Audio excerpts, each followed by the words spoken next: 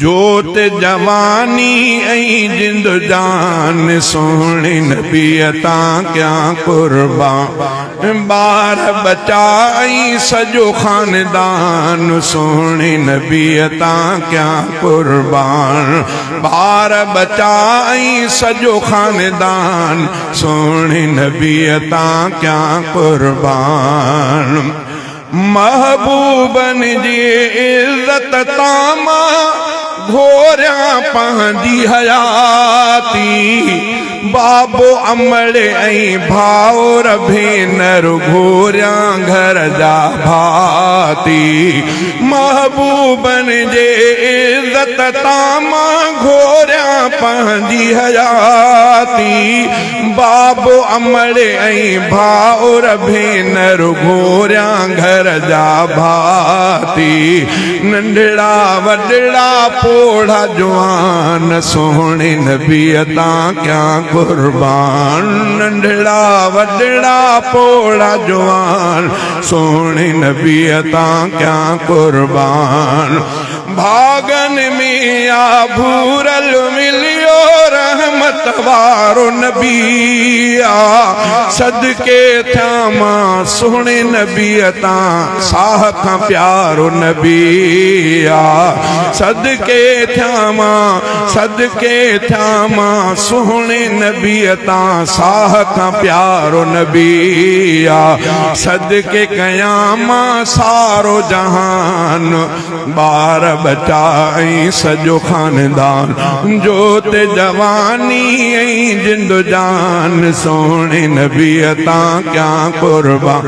मूंखे पंहिंजी सिंधड़ी आहे साख भी वध प्यारी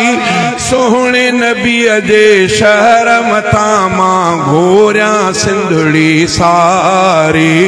मूंखे पंहिंजी सिंधड़ी आहे साख भी वध प्यारी सोहणे नबीअ जे शहर मथा मां घोरिया सिंधड़ी सारी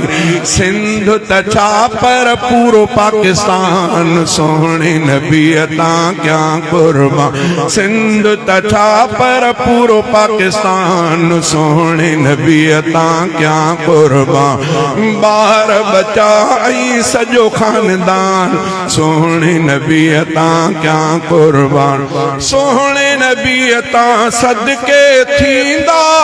सोहणे नबीअ जा गुलाम हाफिज़ कारी आलिम तालिब घोर खतीब इमाम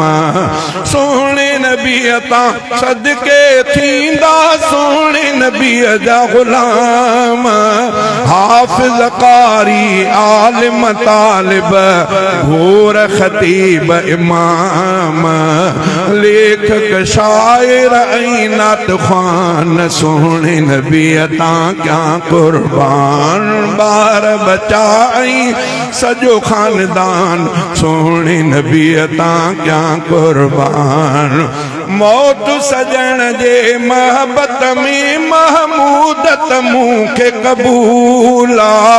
बंगुलाणीअ जे दिल में सदाई सांढियल इश्क़ रसूला मौत सजण जे महबत में महमूदत मूंखे कबूला बंगुलाणीअ जे दिल में सदाई सांढियल इश्क़ रसूला इश्क़ नबी आहे ईमान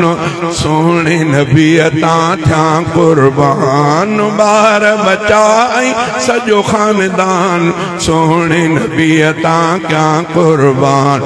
जोत जवानी ऐं जिंद जान सोहणे नबी अता क्या कुर्बान।